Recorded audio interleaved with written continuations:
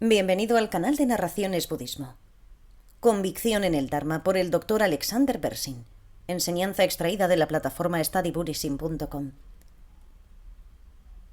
Revisión de los puntos principales del Lamrim.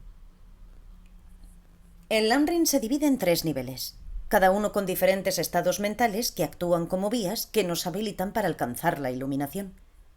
Esta estructura fue formulada primero por el gran maestro indio del siglo XI Atisha, quien fue fundamental a la hora de llevar el Dharma al Tíbet desde la India por segunda vez. Presentó sus enseñanzas en un texto llamado Una lámpara para el camino a la iluminación, Bodhipata Pradipa. Podemos rastrear la tradición Kadam hasta Atisha. A lo largo del tiempo se fragmentó y fue reformada por Tsongkhapa, convirtiéndose en la tradición Gelug.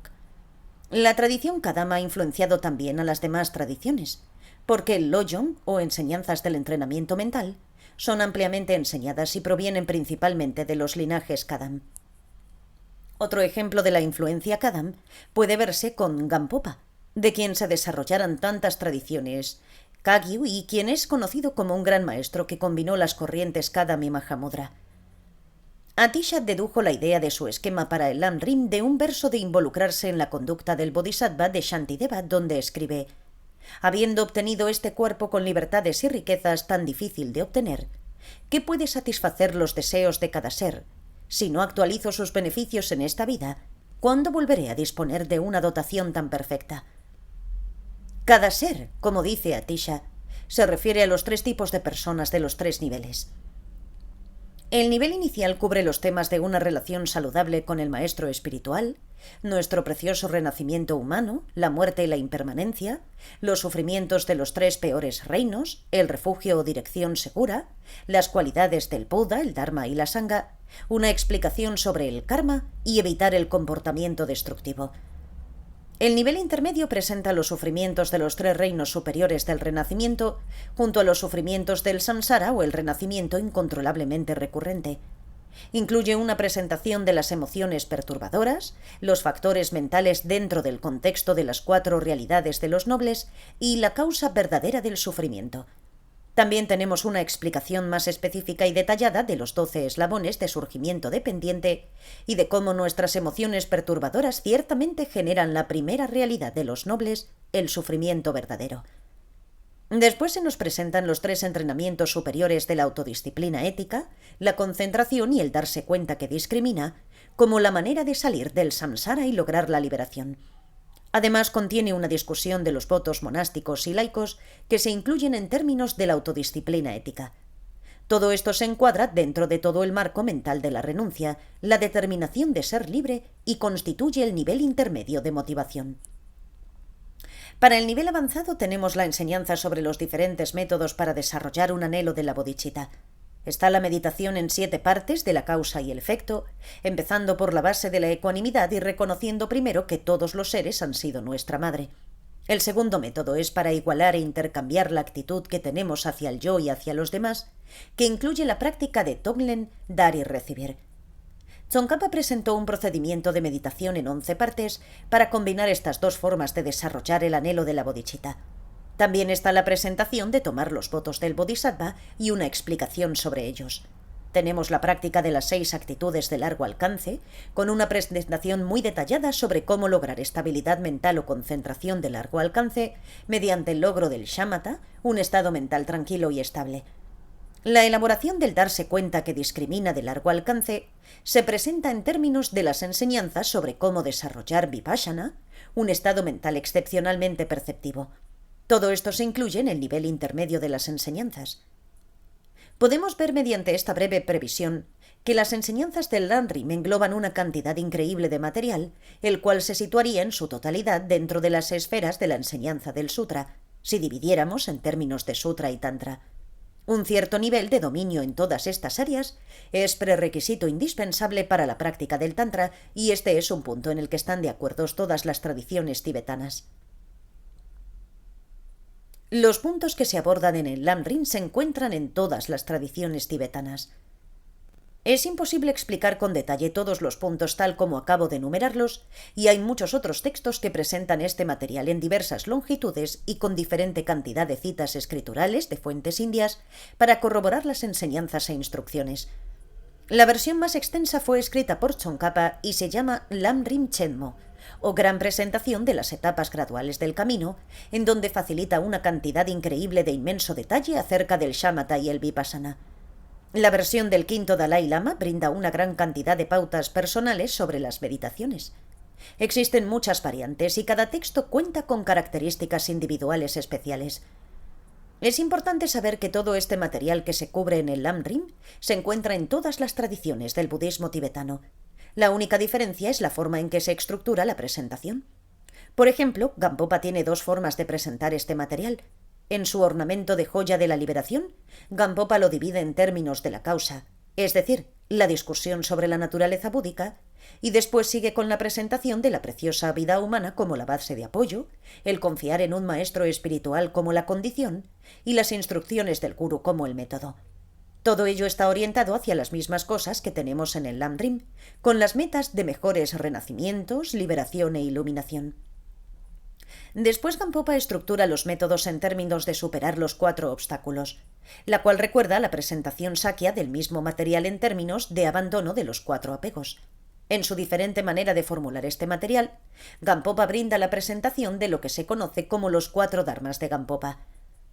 En la tradición Drigun Kagyu tenemos las presentaciones que organizan este material en términos de base, camino y resultado, y encontramos algo parecido en la tradición Sakya llamado las 3 visiones: la visión impura, la visión de la experiencia y la visión pura. Algunas presentaciones combinan los 4 dharmas de Gampopa con los 3 niveles, y otras presentaciones combinan los 4 dharmas con los 4 apegos. Otro ejemplo es el texto de Patrul, Las palabras de mi maestro perfecto, donde se habla de preliminares externos y preliminares internos. Todo cubre el mismo material, así que no deberíamos tener ninguna visión sectaria al pensar que la versión que estudiamos es la única o la mejor. Algunas de las citas de las fuentes indias podrían variar ligeramente, y algunas de las instrucciones personales para la meditación podrían ser ligeramente diferentes. Pero básicamente todo es lo mismo. Los 3 tipos de creencia en los hechos. Hemos visto que es posible entender el Lam-rim dentro del contexto de las 4 realidades de los nobles y que es absolutamente esencial estar convencidos de las metas si queremos ser totalmente capaces de desarrollarnos según el Dharma auténtico. Podemos deducir esta certeza de 2 cosas. Una son los 3 tipos de lo que a menudo se traduce como fe. Pienso que una mejor traducción sería creencia en los hechos, porque no estamos hablando de tener fe en que el mercado bursátil mejorará mañana u otra cosa que no podamos saber. Estamos hablando de creer en algo que es verdadero, no simplemente una fe en algo que sea imposible entender. Primero tenemos un tipo de creencia purificadora, la cual purifica o asienta la mente de cualquier actitud perturbadora hacia ella. Por ejemplo, calma la mente de la indecisión, la duda y el miedo. El miedo podría referirse a la iluminación, cuando nos preguntamos ¿cómo podría llegar a hacer esto? O podríamos aferrarnos a ello y pensar «wow, esto es alucinante, lo quiero para mí». La creencia purificante calma todo esto, y se consigue en función del segundo tipo de creencia, la cual es la confianza basada en la razón. En otras palabras, que la meta de conseguir la liberación y la iluminación es razonable. Es algo lógico y tiene sentido, no es irracional ni imposible. El tercer tipo es la creencia con una aspiración, con la cual creemos que es posible y que somos capaces de alcanzarla, y por lo tanto aspiramos a lograrla. De estos 3 tipos de creencia en los hechos, podemos ver que es esencial estar convencidos de que las metas son razonables, que es posible alcanzarlas y que todos individualmente somos capaces de lograrlas. Al desarrollar esta confianza, nuestra mente se calma y no tiene miedo, dudas ni exageraciones, ni nos sentimos celosos de las demás personas que han alcanzado esas metas, ni nos volvemos arrogantes por nuestros propios logros. Los 16 aspectos de las 4 realidades de los nobles. Otra faceta de las enseñanzas que subyace la importancia de la convicción es el estudio de los 16 aspectos de las 4 realidades de los nobles. Ya hemos hablado de un arya o ser noble, es decir, alguien que tiene una cognición no conceptual de la vacuidad. De hecho, no solamente es de la vacuidad, sino que tiene una cognición no conceptual de los 16 aspectos de las 4 realidades de los nobles. No voy a enumerarlos aquí. Hay 4 aspectos para cada una de las realidades, pero es importante estudiarlos y tener confianza en ellos. Necesitamos convicción en el hecho de que la cesación verdadera es posible, que la causa verdadera del sufrimiento es el no darse cuenta, y que el estado mental que es el camino eliminará totalmente las causas del sufrimiento para siempre. Los 16 aspectos explican todo esto y nos ayudan a desarrollar confianza. Convicción en las cesaciones verdaderas y los verdaderos estados mentales que son el camino, como bases para una dirección segura, refugio. Menciono todos estos detalles para ilustrar la importancia y el beneficio que tiene tratar de integrar aspectos diferentes de las enseñanzas del Dharma en nuestra vida. Al hacerlo, reforzaremos y profundizaremos nuestro entendimiento de cualquier punto individual dentro del Dharma. Si de verdad tomamos refugio, en otras palabras, si de verdad le damos la dirección segura a nuestra vida que está indicada por las 3 joyas, las 3 gemas preciosas, el Buda, el Dharma y la Sangha, entonces querremos ir realmente en esa dirección. ¿Cuál es la dirección de la joya del Dharma? Es la tercera y cuarta realidad de los nobles, la cesación verdadera y los estados mentales verdaderos, que son el camino, existentes en la continuidad mental de un arya. Deberíamos saber esta definición. La tercera y cuarta realidades de los nobles no solo existen por sí mismas, sostenidas en el aire. De hecho, están en la base de nuestra continuidad mental. Es la cesación, la eliminación permanente del sufrimiento y de sus causas de una continuidad mental, esperemos que de la nuestra. El estado mental que es el camino es el entendimiento que hará que esto ocurra. Los Budas, la joya del Buda, son aquellos que han logrado esas cesaciones verdaderas y estados mentales que son el camino en su totalidad. La Sangha Arya, la joya de la Sangha, está formada por aquellos que lo han logrado en parte, pero no en su totalidad. ¿Qué tan en serio tomamos realmente el refugio? ¿Es solo cuestión de bla, bla, bla, donde nos cortan un poco de pelo y nos dan un nombre tibetano? ¿O en qué estamos tomando refugio? ¿En el conejo de Pascua? El refugio es una dirección segura, así que tenemos que tomar refugio en algo que creemos que existe. Necesitamos tener confianza en que existe algo como las cesaciones verdaderas y los estados mentales verdaderos que son el camino, que hay quienes lo lograron y que nosotros también podemos lograrlo. Necesitamos tener confianza en el hecho de que hay etapas graduales sobre cómo lograrlo y que el Buda realmente las enseñó. Decidiremos ir en esa dirección cuando tengamos la certeza de que es algo que realmente existe. Después, cuando a esto le añadamos la bodhicitta, trataremos de ir hasta el final para convertirnos en un Buda y beneficiar a los demás. Inicialmente el refugio se encuentra dentro del contexto de la liberación. Cuando repetimos un verso tibetano de motivación, primero tomamos refugio o una dirección segura desde el Buda, el Dharma y la Sangha hasta la liberación, y después, mediante la fuerza positiva del dar y demás cosas, alcanzamos la iluminación para el beneficio de todos. La primera parte tiene que ver con anhelar la liberación. La segunda parte, la bodhicitta, es anhelar la iluminación. Necesitamos ir a lo largo de estas etapas. Por lo tanto, toda la base de convertirse en una persona del nivel inicial, después intermedio y más tarde avanzado, depende de una creencia confiada muy sólida en que es posible lograr esas metas. Aquí está el camino que llevará a que obtengamos confianza en eso. Todo dentro del Lamrim tiene que entenderse dentro del contexto de anhelar la liberación o la iluminación. Esto es lo que hace de cualquier práctica una práctica budista dentro del contexto de la dirección segura, porque lo que diferencia al budismo del no budismo es la dirección segura. Si dejamos eso de lado, el nivel inicial se parece mucho a cualquier otra religión. Queremos tener mejores renacimientos o queremos ir al cielo, y eso no es específicamente budista. La dirección segura en las 3 joyas preciosas es lo que diferencia al budismo. Hay muchas prácticas budistas compartidas con otras tradiciones no budistas. La renuncia y la determinación de liberarse de la existencia mundana se encuentra a lo largo de varias tradiciones, y hay instrucciones completas para lograr el shamatha y el vipassana en muchas de las tradiciones indias no budistas.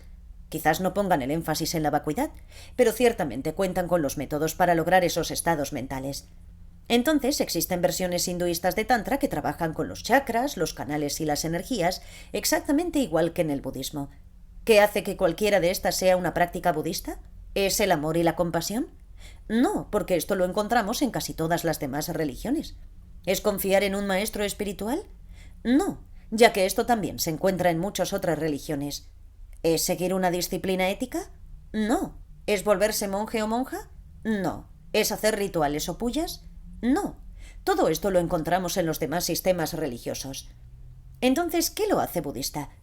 Podemos leer la respuesta en cada texto. Es la dirección segura del refugio. Esta no es una afirmación trivial. No es solo decir que mi Buda es mejor que tu Dios. Esto tiene que ver con la dirección segura y la certeza y cuarta realidad de los nobles, la cesación verdadera del sufrimiento con base en eliminar sus causas para siempre y el estado mental que es el camino que lleva a dicha cesación. En otras palabras, la liberación verdadera. Si bien otras religiones indias quizás hablen de liberación, desde el punto de vista budista no producen una liberación completa, porque los practicantes de esos sistemas siguen conservando algunas emociones perturbadoras y problemas que su entendimiento no ha disipado. Nuestra creencia de lo que el Buda enseñó es cierto, de que lo que el Buda enseñó es cierto, no puede basarse simplemente en la fe en el Buda, ni en pensar que es cierto porque el Buda dijo que es cierto. Nuestra creencia necesita basarse en una convicción racional de que la liberación que los Budas han indicado es una liberación verdadera. Esta convicción, por lo tanto, necesita basarse en la razón, de tal manera que nuestra mente se purifique de actitudes perturbadoras que la afectan. No es que nuestra liberación sea mejor que la suya. No somos arrogantes por ello ni estamos apegados a ello. No tenemos dudas sobre ello, no en términos de ser testarudos ni cerrados de mente, pero tampoco somos sectarios ni estamos celosos de los demás ni tratamos de competir con nadie. Tenemos el tercer tipo de creencia, la creencia en el hecho con una aspiración de que es posible y de que vamos a hacerlo. Entonces todo lo que hay en el Lam Rim empieza a tener sentido. Examinar nuestra propia motivación. Necesitamos comprobar nuestra propia motivación para ver si tenemos el enfoque del Dharma Light. ¿Tratamos de mejorar solo esta vida mediante métodos del Dharma o estamos pensando en las vidas futuras? ¿Tenemos idea de lo que realmente significa la iluminación y si es posible lograrla? Si el Dharma Light es nuestra bebida, entonces no hay culpa ni juicio sobre ello. Está totalmente bien. Es por donde la gran mayoría de los occidentales empieza y tienen que empezar al provenir de nuestros orígenes. Si trabajamos con el Dharma Light, es importante saber que el Dharma auténtico es algo diferente y que debemos respetarlo. Debemos aspirar a ser capaces de involucrarnos con el Dharma auténtico en el futuro. Si retrocedemos a nuestro análisis de la motivación, necesitamos estar convencidos de las 3 metas auténticas. El siguiente paso es tener una cierta sensación emocional real que nos lleve a querer conseguir estas metas. Podemos pensar que los mejores renacimientos, la liberación y la iluminación son posibles, pero a la vez tener una tremenda resistencia a trabajar para lograr cualquiera de estas metas. Así que una vez que entendemos que es posible lograr las 3 metas, necesitamos trabajar en nuestras fuerzas impulsoras emocionales que nos harán levantar el trasero y hacer algo para lograrlas. Para transformar el Dharma Light en Dharma auténtico, debemos por lo tanto trabajar en 2 dimensiones. Una es el entendimiento y la otra es el aspecto emocional, y ninguno de las 2 puede dejarse de lado. Las 2 son igualmente importantes. ¿Quiénes somos y qué queremos? La terminología usada en el Lam Rim es significativa cuando hablamos de personas. ¿Qué tipo de personas somos? ¿Somos una persona que solo se interesa por la riqueza, el amor y cosas así en esta vida? ¿Somos una persona que de verdad piensa en términos de vidas futuras y en asegurar que no sean peores para tener la oportunidad de continuar nuestro desarrollo espiritual? ¿Somos una persona que trabaja para superar todo el sufrimiento y obtener la liberación? Recuerden que la liberación es la liberación del renacimiento incontrolablemente recurrente, mientras que la liberación del Dharma Light es solo la liberación de los problemas incontrolablemente recurrentes en esta vida. ¿Anhelamos la iluminación para beneficiar absolutamente a todos y a cada uno de los individuos del universo? Esto incluye a todos los insectos por igual. Esto es enorme, vasto. Esto es lo que llamamos Mahayana, el vehículo vasto de la mente. Estos objetivos definen qué tipo de personas somos y eso es significativo. Trabajar por estas metas ciertamente moldea nuestra vida mucho más plenamente que nuestra nacionalidad, ocupación o género. El Lam Rim trata con el tipo de persona que somos. Por eso tenemos que hacernos a nosotros mismos este tipo de preguntas para ver qué es lo que da forma a nuestra vida. Si no lo hacemos, nuestro estudio del Dharma se convierte en el estudio de cualquier otra cosa, y quizás solo se vuelva algo interesante, tal vez un poco útil, como aprender a arreglar un coche. Esto a veces podría ser divertido y útil, pero no dará forma a toda nuestra vida. Lo que da forma a nuestra vida es trabajar para volvernos estos 3 tipos de personas en un orden gradual. Ser honestos con nosotros mismos. Me viene a la cabeza un verso de las enseñanzas Loyon llamado Entrenamiento mental en 7 puntos, en el cual Geshe Chekawa menciona una de las formas de medir nuestro éxito en el entrenamiento mental. Dice: si de los 2 testigos elijo el principal. Esto significa que de aquellos que pueden ser testigos y evaluar nuestro nivel de motivación y desarrollo espiritual, es decir, entre los demás o nosotros mismos, quien realmente puede saber todo eso somos nosotros mismos. Sabemos si estamos siendo sinceros con nosotros mismos. ¿Trabajamos realmente para liberar a cada insecto en el universo o no cuando recitamos tan fácilmente que alcance yo la budeidad para el beneficio de todos los seres sintientes? ¿A quién queremos engañar? ¿Alguien realmente lo dice en serio o piensa realmente en lo que significa? Somos los que mejor podemos evaluarnos a nosotros mismos. Necesitamos hacerlo sin culpa o juicios por un lado y sin complacencia por el otro, pensando: bien, ahí es donde estoy y ya está, soy una persona enojada con mal humor, así que más vale que todo el mundo se acostumbre a ello. En lugar de eso, tratamos de cultivar la actitud de: aquí es donde estoy ahora, pero me gustaría ir más lejos. ¿Pero qué sucede cuando tenemos preguntas como: ¿estoy preparado para este tipo de práctica? ¿Es apropiado que preguntemos esto a nuestros maestros o podemos evaluarnos realmente a nosotros mismos?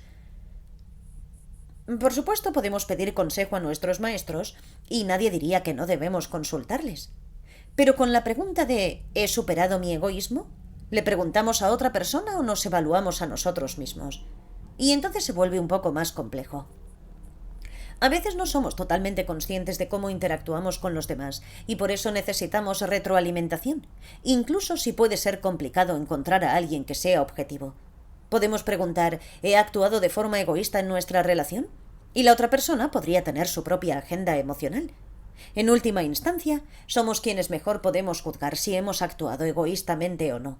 Basándonos en nuestros propios sentimientos o retroalimentación de los demás, nos evaluamos a nosotros mismos. Es más fácil ser objetivos con nosotros mismos que con los demás porque nos conocemos mejor.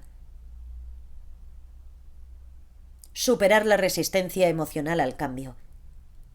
Sin embargo, como ya se ha mencionado antes, incluso si queremos cambiar y mejorarnos, a menudo encontramos resistencia emocional. Para superarla, necesitamos profundizar más en nuestro análisis de la confusión que hay detrás de esta resistencia y tratar de descubrir qué la causa. Si dejamos nuestro análisis al nivel que es común a todas las escuelas indias de budismo, la confusión es nuestra creencia en un yo autosuficientemente conocible. Esta confusión es lo que ofrece resistencia y entonces necesitamos empezar deconstruyendo este yo. Esto significa un yo que puede conocerse completamente por sí mismo, como en: no quiero alcanzar la iluminación, no quiero ayudar a los demás. Parece que hay un yo completamente por sí mismo que no quiere practicar. ¿Puede una mente no querer practicar? ¿O es la pereza? ¿Qué es exactamente? Pensamos en términos de yo como en yo no quiero practicar, pero este yo está simplemente imputado sobre una mente que contiene pereza, miedo, inseguridad y otros factores emocionales. Si queremos referirnos a todo este complejo de una mente y factores emocionales, mentales e inseguridades, podemos hacerlo en términos de yo. Realmente se siente como si yo no quisiera practicar. Pero este yo no existe completamente por sí mismo, sino que puede ser conocido en el contexto de estas otras cosas. Para cambiar la situación y superar nuestra resistencia a practicar, si pensamos en nosotros en términos de un yo autosuficiente y conocible, entonces de alguna manera necesitamos impedir que ese yo se resista. Es como si pudiéramos regañarnos a nosotros mismos: venga, deja de actuar así, o castigarnos y obligarnos a practicar. Esto no funciona y está basado en un concepto erróneo del yo. Por lo tanto, es importante que apuntemos nuestros antídotos correctamente, no hacia un yo conocible autosuficientemente, porque eso no existe. Necesitamos apuntar los antídotos a los diferentes factores mentales y emociones perturbadoras sobre los que está etiquetado ese yo. Tenemos que usar los métodos de Dharma perfectos para trabajar con nuestro miedo, pereza, inseguridad, etc., que se han vuelto la base para etiquetar un yo que no quiere practicar. Una vez que los hayamos disipado, encontramos una base para etiquetar un yo que quiere practicar con entusiasmo y todo eso. Así es como podemos aplicar el análisis de la vacuidad. No es demasiado intelectual ni difícil, es solo una cuestión de entender de qué están hablando y cómo aplicarlo de una manera práctica. Resumen: ¿quiénes somos y qué queremos? No es ciertamente una pregunta fácil y requiere que pasemos tiempo examinándonos de forma sincera. Ya sea que terminemos contentos con el Dharma Light o esforzándonos por los niveles de motivación inicial, intermedio o avanzado, por lo menos sabremos en dónde estamos. Al fin y al cabo, somos nuestro mejor testigo. Como hemos visto, el refugio o dirección segura es lo que de verdad diferencia al budismo de otras tradiciones espirituales.